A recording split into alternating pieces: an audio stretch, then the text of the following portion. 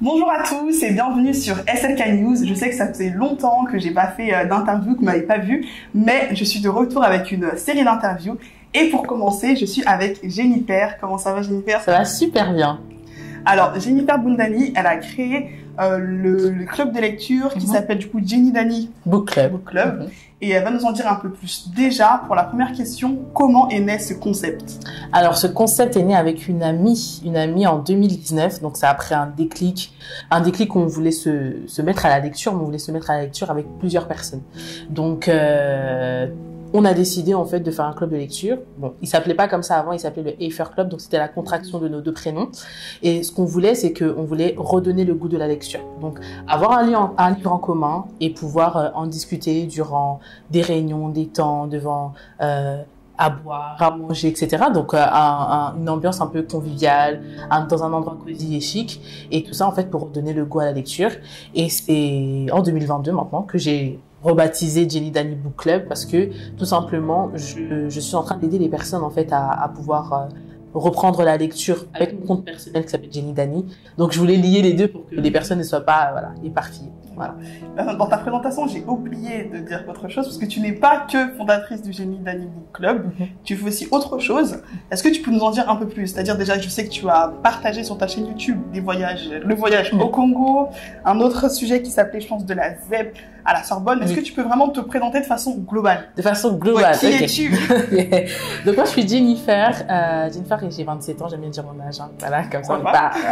J'ai 27 ans et du coup, j'ai un cursus.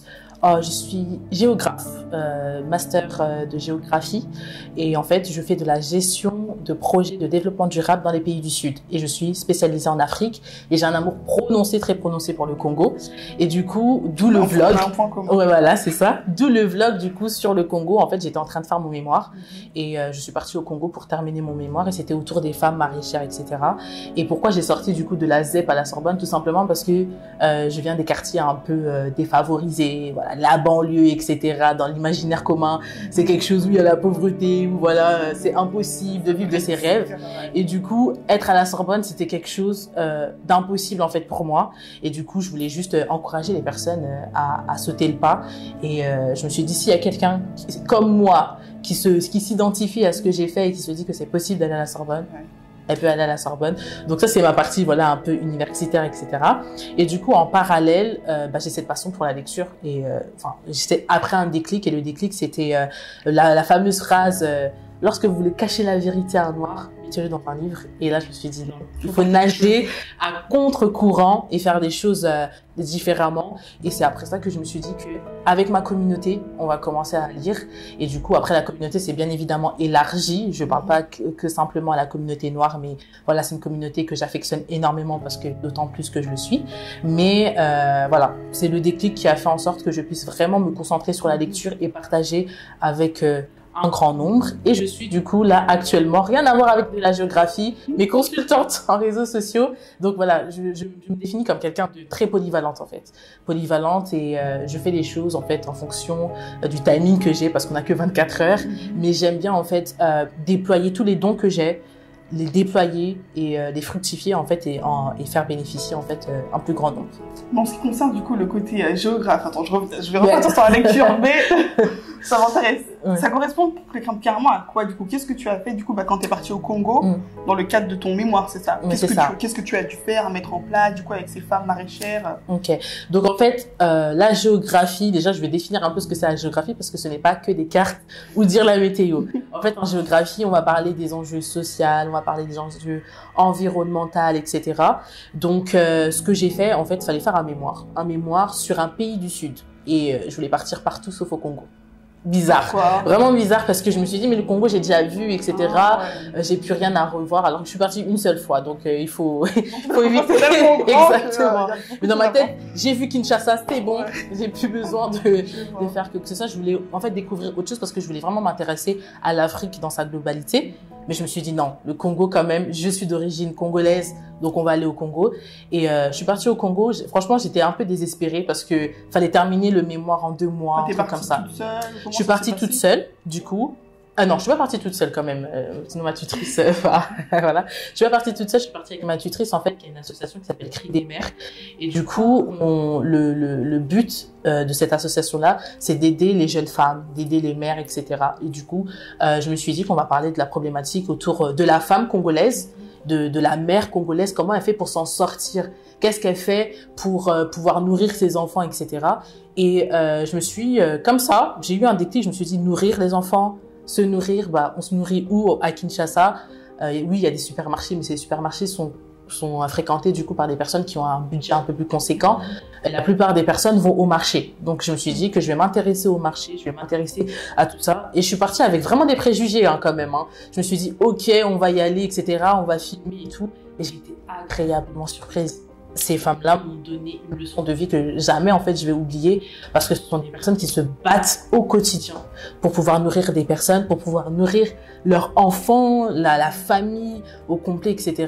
Et ce sont des actrices très importantes pour le développement du Congo, pour l'alimentation de la ville de Kinshasa. Sans ces femmes-là, Kinshasa n'est pas nourrie.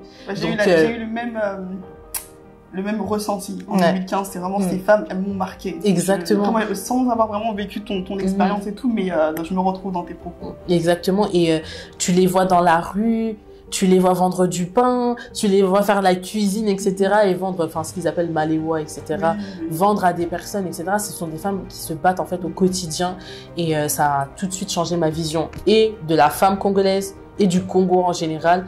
Et en fait, j'ai envie de peaufiner un peu plus, quoi. Là, ce que j'ai fait, c'est 1%. Je sais qu'il faut que je retourne là-bas pour faire mais c'est déjà beaucoup, le fait d'avoir mis les pieds au Congo, d'en avoir parlé, d'avoir carrément fait un mémoire dessus, c'est déjà beaucoup, alors que beaucoup n'osent pas aujourd'hui, on le sait.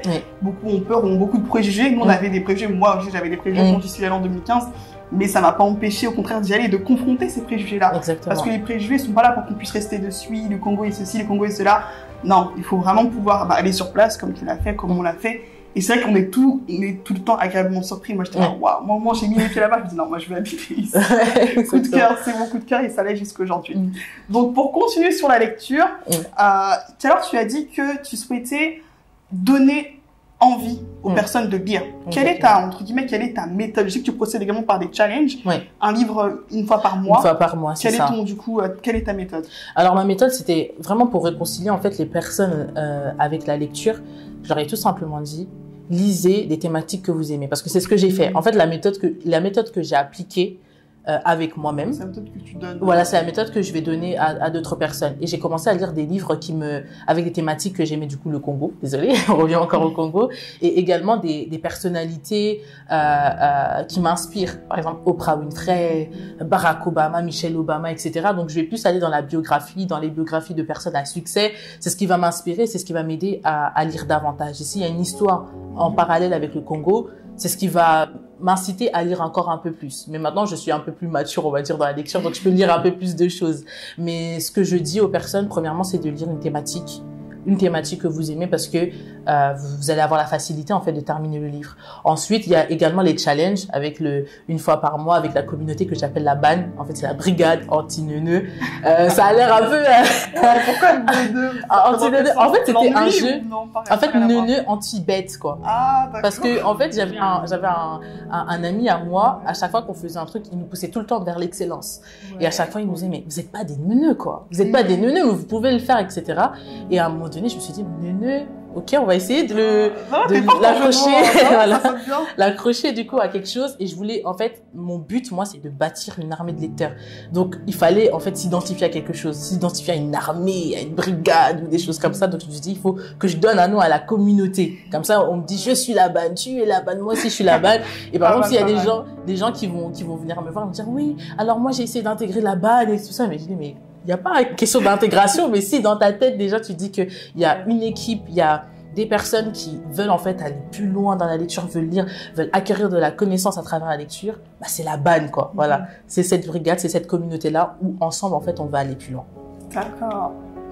franchement, c'est pas mal. Hein. Ouais. C'est vrai que quand j'ai entendu cette idée-là, je me suis dit, waouh, c'est tellement intéressant ce que tu fais. Mais et comment tu choisis du coup les livres qui seront lus dans le club? Parce que là, tu as dit qu'il fallait que les personnes lisent en fonction du coup de ce qu'elles aiment. Mais je sais que c'est un livre pour que tout le monde lit en fait. Ouais, et ensuite, il y a une rencontre. Du coup, comment tu choisis ces livres-là? Alors, le livre, c'est en fonction de la communauté déjà. J'essaye de voir en fait ce qu'ils aiment. Je fais des sondages aussi sur Instagram pour savoir à peu près si on part sur un roman policier, sur une biographie, si on part sur un thriller, etc. Donc, j'essaye un peu de jauger les goûts de la communauté d'abord et ensuite, j'expose. Après, ça marche. Bon, là, ça a marché. Ça marche toujours, là, pour l'instant. Donc, ça veut dire que c'est la bonne méthode. Mais j'essaye, en fait, de faire profiter à un maximum de personnes. Par exemple, je vais pas, par exemple, prendre un livre uniquement pour les femmes. Parce que je sais qu'il y a des hommes aussi qui veulent également lire, etc. Donc, j'essaie de m'adapter au goût des personnes, même si... Exactement, au goût du public pour pouvoir avoir le livre qu'il faut et le livre qu'ils aiment. Ok. Et récemment, du coup, l'auteur Elvis Tamboa, qui a écrit Makila, a été désigné lors du dernier club de lecture.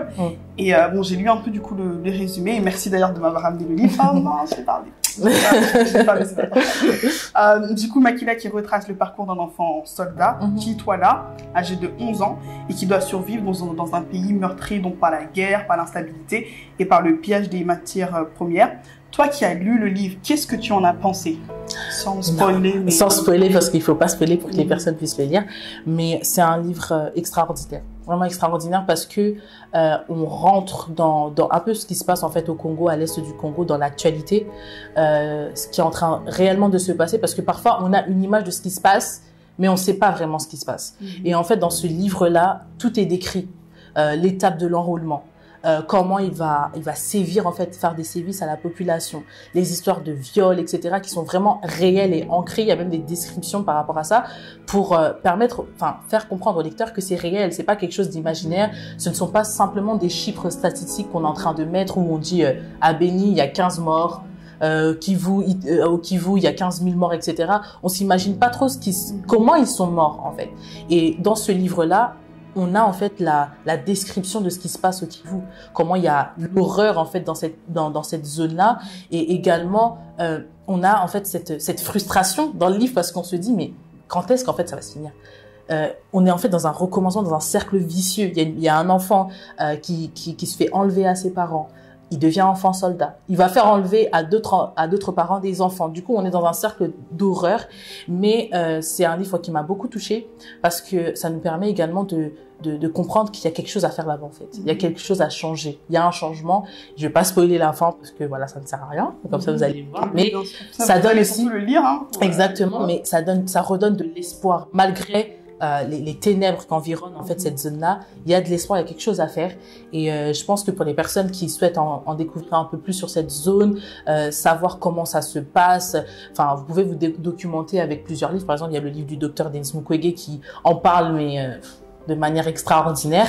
Mais du coup, c'est un bon complément pour savoir en fait ce qui se passe là-bas et pour se sensibiliser parce que parfois on se dit bon, quand on parle du Congo, on va parler de Kinshasa, on va parler de la ville, on va parler de la rumba congolaise, on va parler des stars, on va parler du président, etc.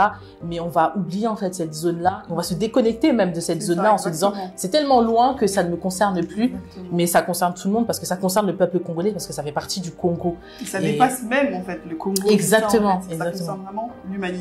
Exactement.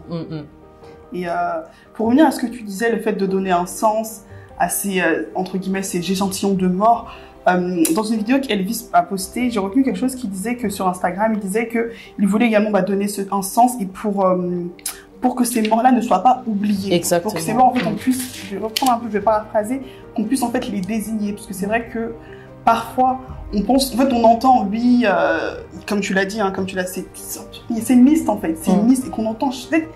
Si vous suivez vraiment l'actualité congolaise de près, vous saurez que chaque jour, des femmes se font violer, chaque jour, des bébés sont éventrés, il y a des massacres, il y a des viols, c'est quotidien, c'est quotidien et ça dure depuis près de 3 décennies. Aujourd'hui, le fait qu'il y ait des livres qui en parlent, le fait que, bon, ça date pas d'aujourd'hui, mais il y a des rapports qui en parlent, je pense précisément au rapport Mapping, mais il y a d'autres rapports qui en parlent aussi en fait. Le fait qu'il y ait des morts qui s'accumulent dans l'Est, mais on les compte même plus et c'est ce qu'il disait en fait. Elvis, en fait, le bilan aujourd'hui, on pourrait même pas le savoir. Le quantifier, est-ce que c'est 15 millions de morts, 20 millions de morts, entre 5 à 15 millions? Je ne sais même pas où se trouve en fait ce bilan-là. Et sans parler également de ce qui se passe également sur je te rappelle aussi de l'hashtag Rwanda is killing, c'est tout récent. L'attaque du Rwanda au Congo, le fait aussi ce qui se passe aujourd'hui avec la MONUSCO, c'est-à-dire que les manifestants réclament en fait le départ de la MONUSCO.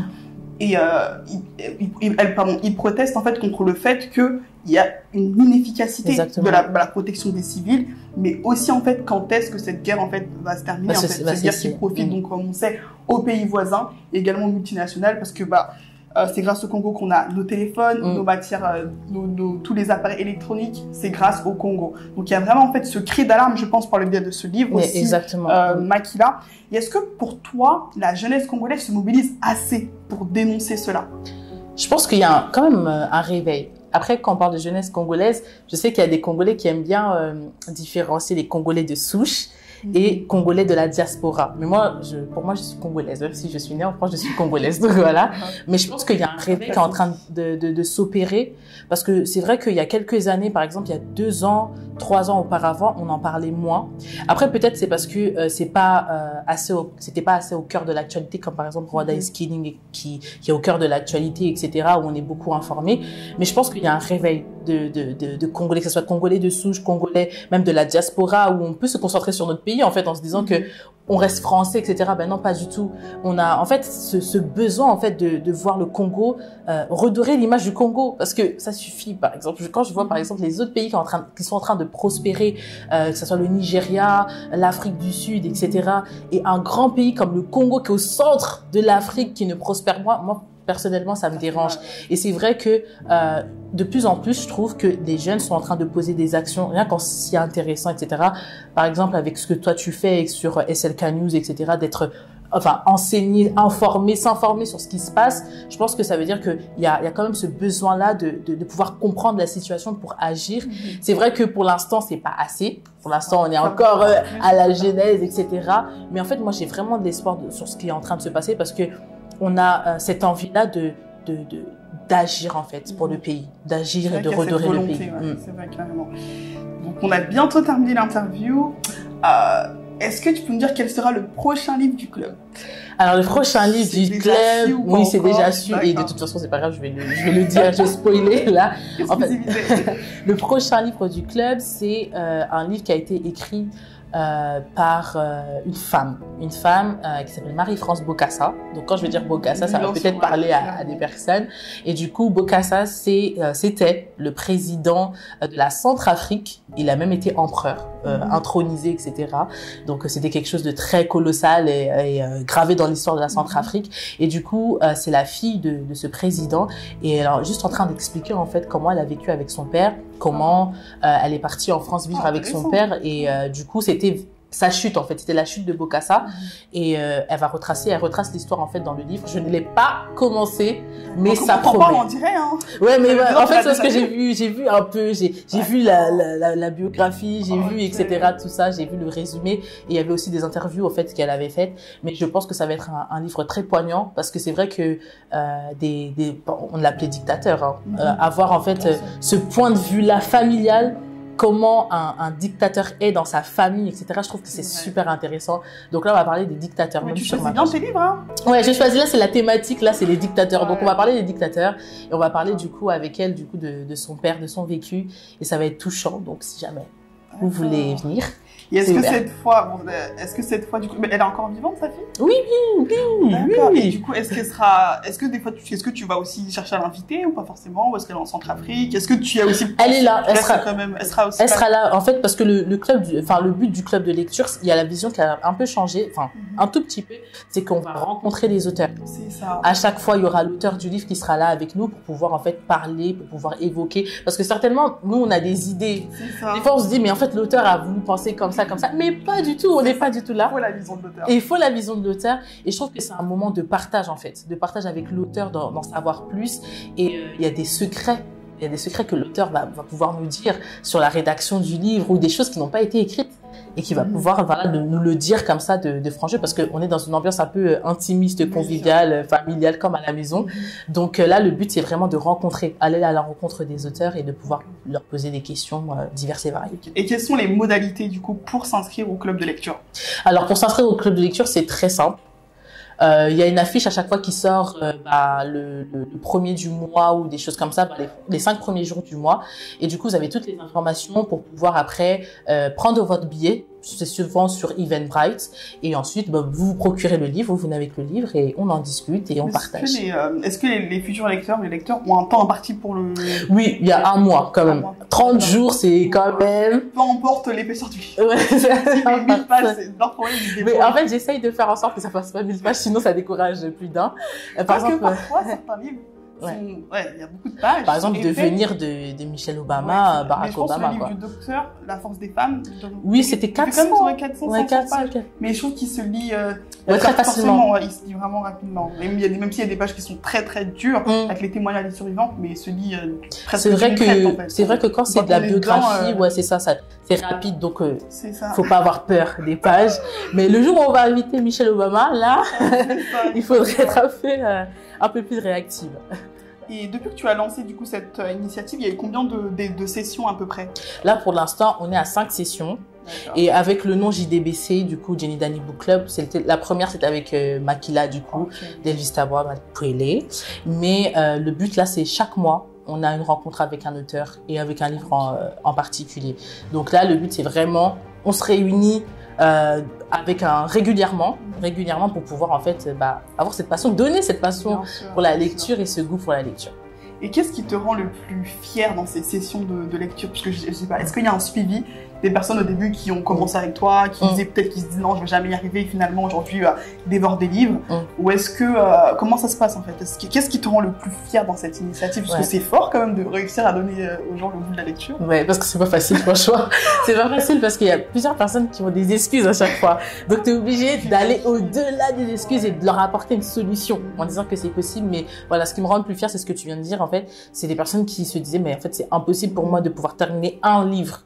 Moi, quand une personne termine un livre, pour moi, c'est déjà bon. En fait, je me dis que merci, tu as compris la vision, etc. Mais je pense que, en fait, c'est un bénéfice pour tout le monde, en fait. Et surtout, lire un livre, il y a énormément de partage d'expérience.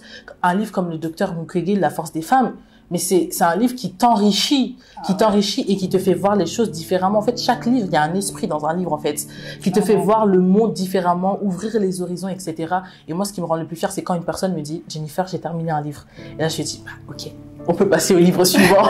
Et encore au livre suivant, on continue. Je pense que c'est aussi tout un process aussi. Exactement. Faut pas s'arrêter en fait. Ouais, faut pas s'arrêter parce que sinon après pour reprendre et tout, c'est un peu plus compliqué. Voilà, tu confirmes. Mais le processus, j'ai beaucoup de personnes qui stade 0 quoi. Je lisais aucun livre et maintenant je suis là pour lire un livre par mois. Je fais le défi, le challenge chaque mois pour lire au moins un livre et moi ça c'est bon, ça veut dire que j'ai rempli ma mission. Clairement. Et que cette personne-là va redonner envie à une autre personne. Clairement. Et c'est là où on arrive à l'armée et à la communauté qui lit. Et des personnes qui lisent en fait sont les leaders de demain en fait. Les leaders, les Barack Obama, les Emmanuel Macron, etc. Ce sont des personnes qui lisent et qui ont compris en fait l'intérêt de la lecture, c'est qu'il y a une richesse en fait. On peut regarder un documentaire sur Mark Zuckerberg de 1 heure, mais dans les 1 heure il va pas tout dire. Mais dans un livre peut-être de 700 pages, il y aura quand même plus d'éléments. De matière. Exactement. Comme tu dis, ça partage en fait des visions du monde. En fait. Ouais, c'est ça, exactement. Clairement. Est-ce que tu as prévu un club de lecture, un Jenny Dani Book Club au Congo? Ça c'est. Là, ça c'est vraiment le battement de mon cœur. Ça, franchement, je pourrais mourir tranquille quand il y aura ce concept-là. Mais oui, le but vraiment c'est de s'internationaliser. Mais j'ai une vision en fait pour le Congo, une vision pour l'Afrique aussi. Donc commencer au Congo, après s'étendre après à l'Afrique, mais il y aura un Jenny Dani Book Club au Congo, ça c'est sûr et certain. Et il y aura des invités politiques, des stars qui ont écrit des livres.